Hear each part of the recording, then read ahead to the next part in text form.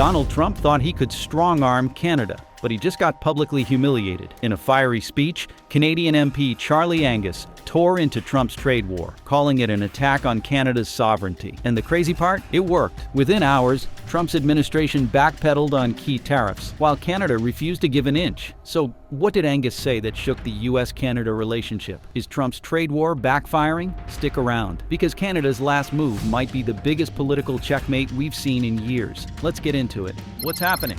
It started with a speech, one that sent shockwaves through the halls of power in both Canada and the United States. Canadian Member of Parliament Charlie Angus took the podium in Ottawa, standing firm as he delivered a fiery speech that put Trump's trade war on notice. With unwavering conviction, Angus called out Trump's aggressive economic policies, exposing them as nothing more than an attempt to strong-arm Canada into submission. He rejected the idea that the U.S. had the right to dictate terms to its closest trading partner, and warned that Canada was ready to fight back. His words weren't just political rhetoric. They tapped into something much deeper: Canadian sovereignty. For generations, Canada and the U.S. had worked as economic partners, building one of the most integrated trade relationships in the world. But now, Trump was treating Canada like a rival rather than an ally. Angus made it clear Canada would not back down. "You do your worst," he declared, "because Canadians will do their best." It was a statement of resistance, national pride, and defiance. And it resonated far beyond Canada's borders. The response was immediate. Social media erupted. Canadian citizens rallied behind their MP, showing support for his bold stance. News outlets picked up the speech, turning it into a viral moment. Suddenly, this wasn't just about tariffs on steel or auto parts. It was about respect, dignity, and the balance of power between nations. Angus's speech wasn't just a response to Trump, it was a challenge that would set the stage for a confrontation that neither side could afford to lose. But this was just the opening shot. The real fight was only beginning. Trump's trade war.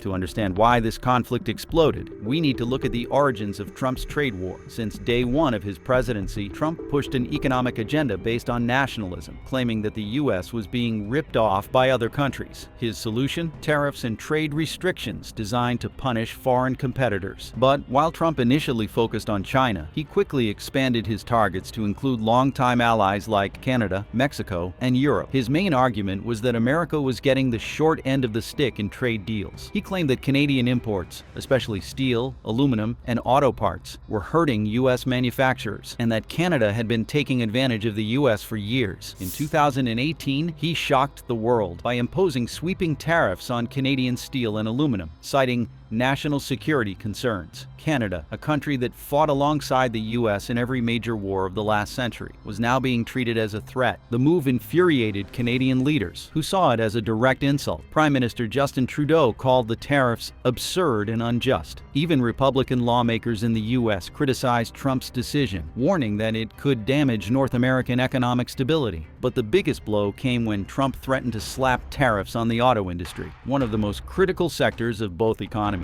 If enacted, these tariffs would have devastated Canada's economy, which is deeply linked to U.S. auto manufacturing. But Trump wasn't just playing economics. This was political theater. He believed tariffs would rally his voter base ahead of the next election, proving that he was tough on trade. What he didn't expect was how fiercely Canada would fight back. But Canada wasn't about to sit back and take the hit. What happened next caught Trump off guard. Canada's counterattack.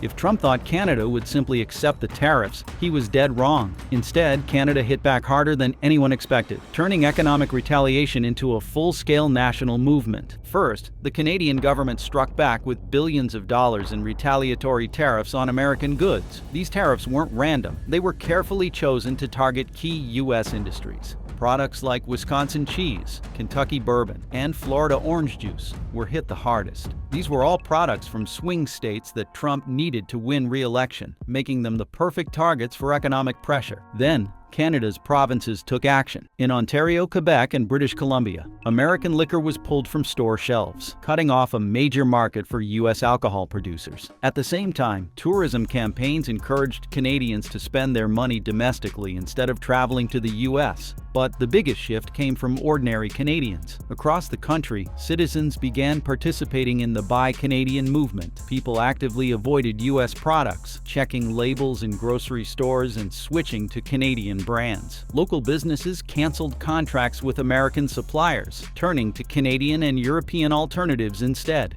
Trump had expected Canada to cave. Instead, he found himself facing a full-blown economic resistance. And while Canada was striking back, Trump's own allies started to turn on him. The auto industry revolt.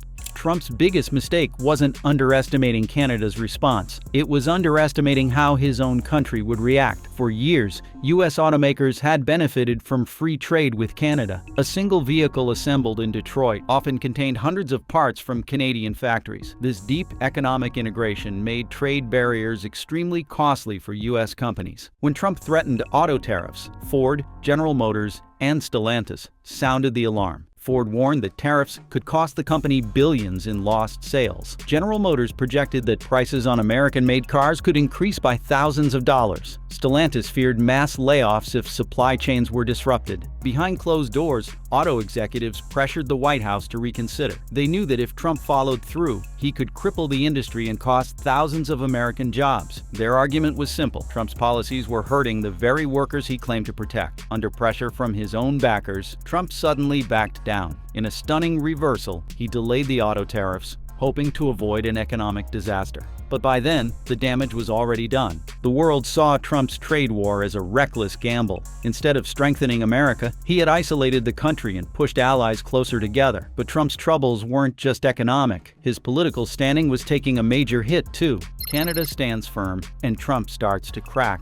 Donald Trump's economic assault on Canada was meant to be a show of strength, a way to pressure America's closest ally into submission. But instead of breaking under the pressure, Canada did something unexpected. It united against him. The backlash was swift and widespread. Across Canada, anti-Trump sentiment surged, with citizens from all political backgrounds rallying together against the U.S. tariffs. What started as a dispute over trade quickly transformed into a matter of national identity. The message was clear. Canada would not be bullied. Ordinary citizens took action. Protests erupted in major cities like Toronto, Vancouver, and Montreal. Demonstrators carried signs that read, "Hands off Canada," and "No to Trump's trade war." Even those who typically stayed out of politics found themselves actively participating in the movement, boycotting U.S. products, canceling vacations to American cities, and encouraging local businesses to cut ties with American suppliers. Canadian businesses followed suit. Retailers, restaurants, and liquor stores across the country pulled American goods from their shelves. Restaurants proudly advertised Trump-free menus, refusing to serve U.S. whiskey, steaks, and even Coca-Cola.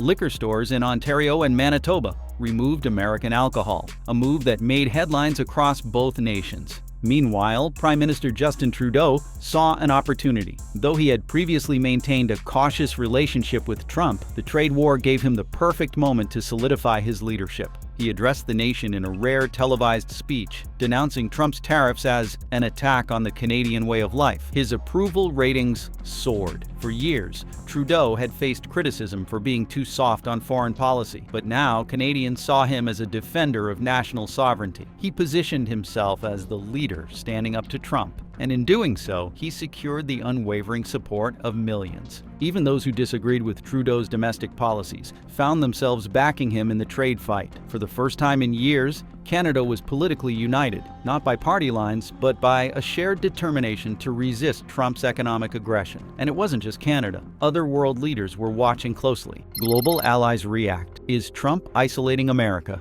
While Canada was holding its ground, the rest of the world was paying attention. Trump's America First policies were already straining international relationships. And now, his aggressive stance toward Canada was pushing key allies even further away. The European Union, Mexico, and China wasted no time in strengthening their economic ties with Canada. The European Union, which had recently finalized a historic trade deal with Canada, saw this as a golden opportunity to deepen cooperation. European leaders publicly criticized Trump, calling his trade war reckless and damaging to global stability. Mexico, America's second-largest trade partner, also saw the writing on the wall. While the U.S. was imposing tariffs on its neighbors, Mexico was quietly expanding trade with Canada and Europe. Mexican officials began discussions about reducing reliance on U.S. goods, a move that alarmed American exporters. China, the biggest target of Trump's trade war, also seized the opportunity. Beijing increased agricultural imports from Canada, turning away from American farmers who had relied on Chinese buyers for decades. This shift was devastating for U.S. agriculture,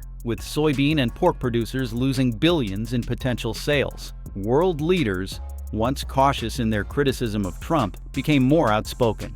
The German Chancellor, French President, and even key Asian trade partners signaled that they were prepared to move forward without the United States. The big question was now clear: had Trump permanently weakened America's economic influence? His unpredictable policies were making the U.S. a less reliable trade partner, and countries were adapting accordingly.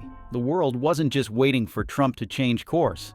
They were already building a future without American dominance. And just as Trump's isolation grew, his bizarre 51st state comment made things worse. Trump's 51st state joke. As the trade war escalated, Trump added fuel to the fire with a comment that stunned both Americans and Canadians alike. During a rally, he jokingly suggested that Canada should become the United States' 51st state. What was meant to be a lighthearted jab immediately sparked outrage. Canadians, already frustrated with Trump's aggressive trade policies, took this as an insult, not a joke. The idea that Canada should give up its independence to join a country that was actively imposing economic hardship on them was beyond offensive. Political leaders on both sides of the aisle condemned the remark. Canadian officials called it disrespectful and condescending, while U.S. lawmakers, including some of Trump's own allies, distanced themselves from the comment. For many Canadians, this validated their fears that Trump saw Canada as a subordinate rather than an equal partner. The remark fed into long-standing concerns about U.S. economic dominance, fueling even more resistance to American products and policies. Even Trump's own supporters seemed confused. Conservative media outlets struggled to defend the comment, with some pundits claiming it was meant as sarcasm, while others tried to ignore it altogether. Ultimately, the joke wasn't funny, it was costly. Instead of undermining Canadian confidence, it strengthened their resolve. Instead of making Trump look strong, it made him look desperate. And while the political drama played out, the economic damage was already being felt on both sides of the border. The economic domino effect: who's really losing?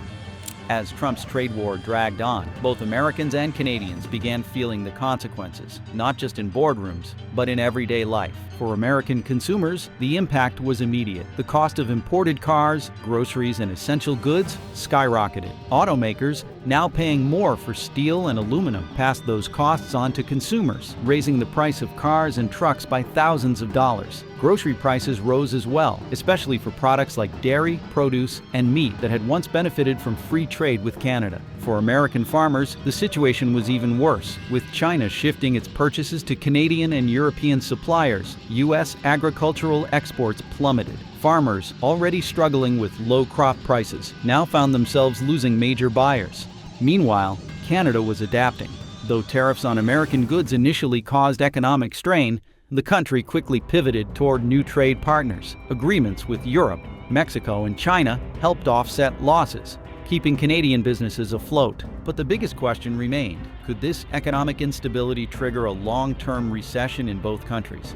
Experts warned that if the trade war continued, it could shrink North American economies, leading to higher unemployment, weaker industries, and a lasting economic divide. But for Canada to win, it must first withstand the economic pressure. Can it survive the short-term pain? Can Canada handle the economic strain? Standing up to Trump's trade war has united Canada politically, but the economic impact is still undeniable. The tariffs on steel, aluminum, and agricultural goods have caused serious disruptions for Canadian businesses, particularly export-driven industries. Canadian manufacturers, farmers, and small business owners have been hit the hardest. Many rely on U.S. markets to sell their goods, and tariffs have made it more expensive to compete. Some companies have already laid off workers, while others are struggling to find alternative markets for their products. The Canadian government has stepped in with financial support, introducing subsidies and tax relief to help businesses absorb the short-term losses. Prime Minister Justin Trudeau's administration has also accelerated trade negotiations with Europe, Asia, and Latin America to help reduce reliance on the U.S. economy. Despite these efforts, there are concerns about how long Canada can keep up the fight. Some analysts warn that if the trade war drags on for years, it could slow down Canada's economic growth and weaken industries that rely heavily on U.S. trade. However, there is also a silver lining. The crisis has forced Canadian businesses to diversify, something many economists say should have happened long ago. If Canada successfully expands its trade beyond the U.S., it could emerge from this conflict stronger and more independent. The big question is whether Canada's short-term economic pain will be worth it in the long run. Can the country survive the financial strain and come out as a stronger global player? Meanwhile, as Canada holds strong, Trump's position looks shakier than ever. Trump's political future. Could this crisis cost him the election? Trump launched his trade war as a way to demonstrate strength and rally his political base. But as the economic impact spreads, his strategy is backfiring. The backlash from American businesses and workers is growing, and it could jeopardize his chances for re-election. The auto industry, farmers, and manufacturing sector, key groups that helped Trump win in the year 2016, are feeling the pressure of his tariffs. Major U.S. automakers like Ford, General Motors, and Stellantis have already warned the White House that continued tariffs could result in plant closures and layoffs. American farmers, once some of Trump's strongest supporters, are also turning against him, with China cutting off U.S. agricultural imports in response to the trade war. Thousands of farmers are losing billions in sales. The White House has tried to compensate them with emergency aid packages, but many argue that they would rather have stable trade policies than short-term financial relief. At the same time, Trump is losing support from key Republican leaders, who are worried about swing states like Michigan, Wisconsin, and Pennsylvania. These states, heavily reliant on manufacturing and trade, could flip against Trump if the economic situation continues to deteriorate. Political analysts are now asking, could this trade war cost Trump the White House? If enough workers, farmers, and business owners turn against him, his re-election could be in serious jeopardy. But beyond politics, one last factor could permanently reshape North American trade: the future of U.S. Canada trade. The United States-Mexico-Canada agreement was supposed to modernize trade in North America, replacing NAFTA and bringing economic stability to the region. But now, Trump's tariffs are pushing it to the breaking point. The fundamental question is whether Canada and Mexico will continue to rely on the U.S. as a primary trade partner, or if they will seek alternatives. Some economic experts believe the damage is already done. Trump's unpredictability has eroded trust in the U.S. as a reliable trade ally. Canada and Mexico, once firmly tied to U.S. economic policy, are now actively seeking new trade routes that do not depend on the White House. If Canada and Mexico strengthen trade with Europe, Asia, and Latin America, there is a real possibility that future trade agreements will exclude the U.S. entirely. While this might seem unthinkable, it is already becoming a reality in some sectors. Some industries have shifted production away from the U.S., choosing instead to expand operations in Canada and Mexico. If this trend continues, North America's economic balance could be permanently reshaped, with Canada and Mexico taking on bigger roles in global trade. Could we be witnessing the end of U.S. dominance in North American trade? The answer will depend on whether Trump continues his aggressive stance, or if the next administration works to rebuild trust with its neighbors. But the biggest question remains: what happens next? Can Trump recover from this disaster? Donald Trump's aggressive trade policies were supposed to make America stronger. Instead, they created chaos, weakened alliances, and hurt U.S. businesses and consumers. The backlash wasn't just from foreign leaders. It was coming from inside his own country. As the economic effects of his tariffs and trade disputes became impossible to ignore, Trump's approval ratings began to slip in key swing states, where auto workers, farmers, and business owners were feeling the brunt of the crisis. Support for Trump eroded. Even among his strongest base of supporters, the question arose: was the trade war worth it? Behind closed doors, Republican leaders were growing uneasy. Wall Street was warning that the trade war could tip the U.S. economy into recession, and major corporations were quietly lobbying the White House to change course. But Trump, known for his stubbornness and refusal to admit failure, was unlikely to back down. Would he reverse course, admitting that his economic gamble had failed? Or would he double down, launching even more aggressive tariffs in an effort to regain control?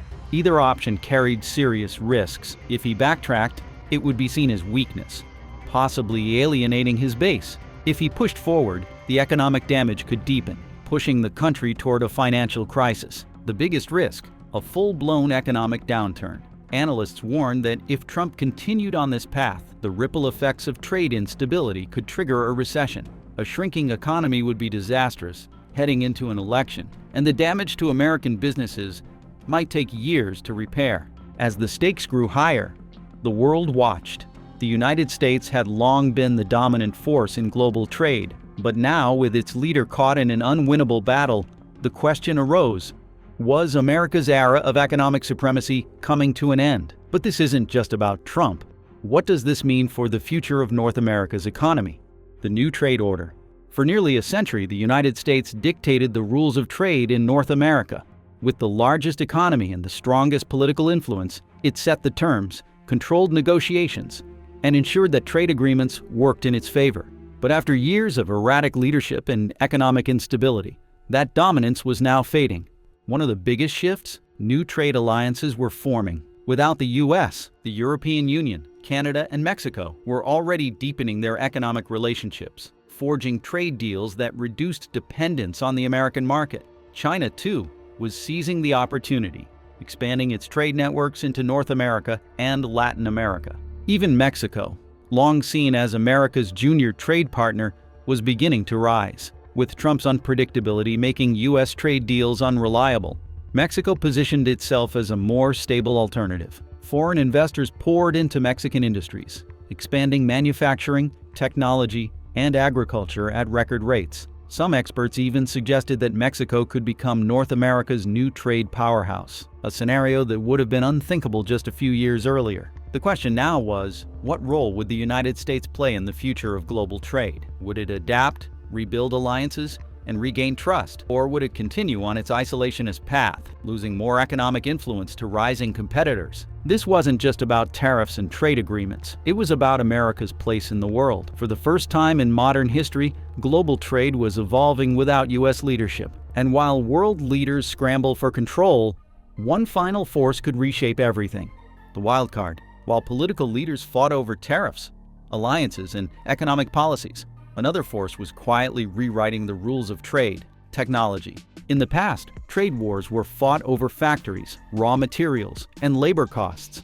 But in a world driven by automation and artificial intelligence, the very foundation of global commerce was shifting. AI-powered logistics systems were making traditional supply chains faster, smarter, and more efficient. Companies could now predict demand, reroute shipments, and adjust pricing in real time, reducing dependency on any single country's trade policies. Automation was reshaping industries too. In the past, manufacturing jobs moved overseas because labor was cheaper. But now, with robotics and AI-driven production lines, companies could produce goods locally at a fraction of the cost, without relying on foreign workers. Could these innovations make trade wars irrelevant? If supply chains became fully automated, if factories required fewer human workers, and if companies could navigate global trade with AI-driven precision, would the traditional rules of international commerce even matter anymore? And who would benefit the most from this shift? Would it be the United States, reclaiming dominance through technological leadership? Or would it be nations like China, which had already invested billions into AI, automation,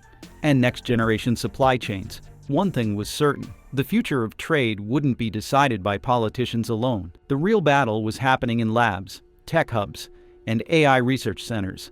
And the countries that mastered these new technologies would be the ones controlling the next era of global trade. Now the biggest question remains: where does America go from here? Can the United States rebuild trust, reassert its leadership, and adapt to the new economic order? Or has Trump's trade war set in motion a decline that will be impossible to reverse? Let us know what you think. Is this the beginning of a new world economy, or can the U.S. regain its dominance? Drop your thoughts in the comments below. If you like this video, don't forget to hit the like button and subscribe to our channel. Thanks for watching, and I will see you in the next video.